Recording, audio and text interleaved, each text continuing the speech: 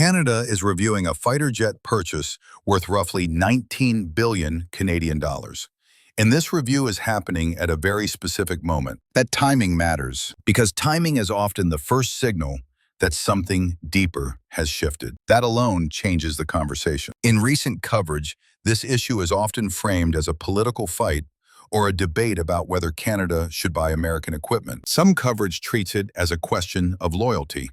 Other coverage treats it as a symbolic protest. That framing misses what actually matters. This is not about nationalism. It is not about symbolism. It is about reliability. When a weapons supplier starts using pressure tactics, the customer does not just worry about price. The customer starts questioning the reliability of the entire relationship. That shift happens quietly at first, but once it begins, it rarely reverses. Modern defense procurement is not about buying a single aircraft. It is about entering a long-term operating relationship that lasts decades. It involves supply chains. It involves software updates. It involves permissions, procedures, and access. It also involves dependence that cannot be switched off quickly. What follows is analysis based on publicly available reporting and official policy language. The focus here is on facts, structure, and consequence, not speculation, not outrage. Here is what has been confirmed. Here is what has changed. And here is why this debate now extends far beyond one contract. Canada's plan is to purchase 88 F-35A aircraft under its future fighter program. That number is fixed and publicly stated. The total value of the program is widely reported at approximately 19 billion Canadian dollars. That figure includes acquisition, sustainment, and long-term support costs. Deliveries are expected to begin in 2026. That timeline places this decision squarely in the near future, not some distant planning cycle. Before going any further, one detail matters more than all the others. Canada is reviewing the contract, but funding has already been legally committed for the first 16 aircraft.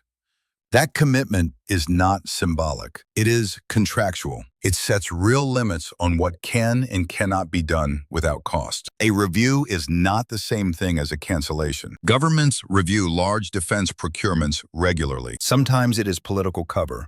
Sometimes it is a genuine reassessment driven by new conditions. But a review is always a signal. Once money is legally committed, the room to maneuver becomes narrower. That means Canada is not at a clean walkaway point. Any change from here carries financial, operational, and diplomatic consequences. Claims that this contract can be canceled overnight do not reflect how procurement actually works. Large defense contracts do not unwind like subscriptions. They unwind slowly, if at all. That is the contractual reality. The strategic reality is different, and that difference is where this story truly begins. The timing of this review is not accidental. It is taking place amid visible trade and diplomatic friction. Pressure tactics have become more common in economic relationships between allies. When that happens, governments start reassessing assumptions they once treated as stable. This is not a moral argument. It is not anti-American. It is risk assessment. If national defense capability depends on external permissions, volatility becomes risk. And risk always gets priced in, whether governments admit it publicly or not. The core question is simple. If the supplier's political posture shifts, what happens to operational freedom? This is not about a science fiction kill switch. That idea spreads easily because it is dramatic and easy to visualize. But drama is not how leverage usually works. The real issue is quieter and more structural. It is about policy choke points. These are procedural constraints that only become visible under pressure. They are not designed to be dramatic. They are designed to be controlling. That is where modern leverage operates. This issue can be understood in 3 steps. First, what official policy actually says. Public program support language indicates that partner nations face restrictions on certain independent test operations outside the continental United States. It also states that some functions must be performed by United States citizens to protect sensitive technology. This language exists to safeguard proprietary systems, but it also establishes dependency by design. This is policy language, not speculation. Second, What that policy does not say. It does not state that Allied aircraft can be remotely disabled at will. There is no evidence of a physical kill switch being used against partners. Focusing on that idea distracts from the real structure of control. Third, why these policies still create leverage. Modern fighter aircraft are not standalone machines. They are nodes in integrated systems. They depend on software updates. They depend on testing regimes. They depend on controlled processes and approvals. The sovereignty question is not whether the aircraft can fly. The real question is whether it can be operated at full effectiveness, at the time and in the way it is needed, without friction imposed through policy controls. Operational sovereignty is about timing. It is about access. It is about freedom of action under stress. Leverage does not require dramatic intervention. It works best when it is quiet and procedural. It works through gates, approvals, and dependencies that shape behavior without public confrontation. That is how power operates in modern defense systems. Canada is not just buying 88 aircraft. Canada is buying decades of training pipelines. It is buying sustainment and maintenance ecosystems. It is buying integration requirements tied to continental defense arrangements. It is buying a long-term operating relationship that extends beyond any single government or election cycle.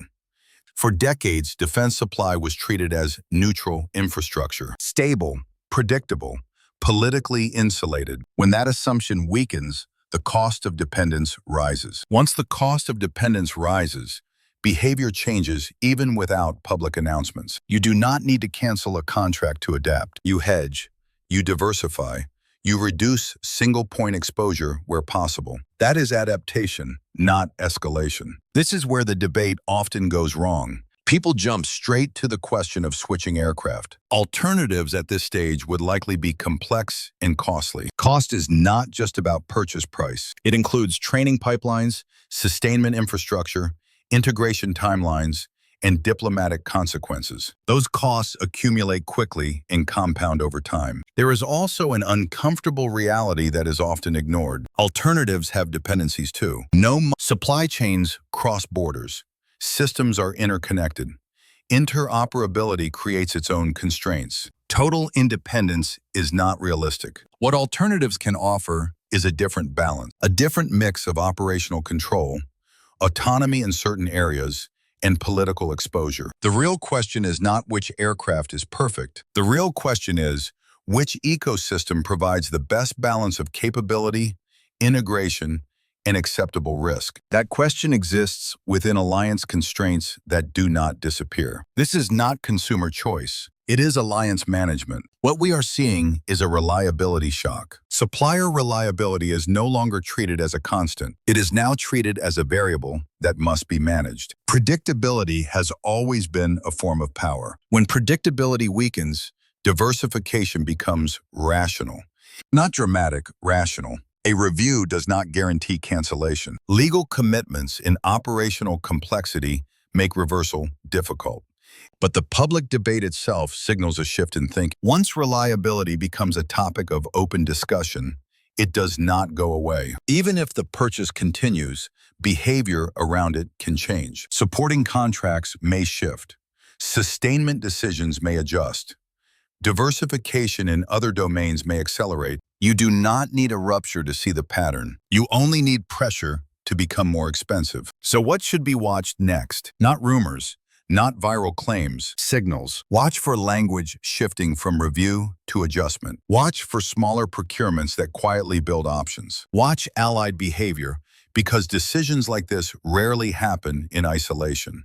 Public debate is where constraints are tested. Canada's fighter jet debate is not about a single aircraft. It is about whether defense supply can still be treated as neutral infrastructure.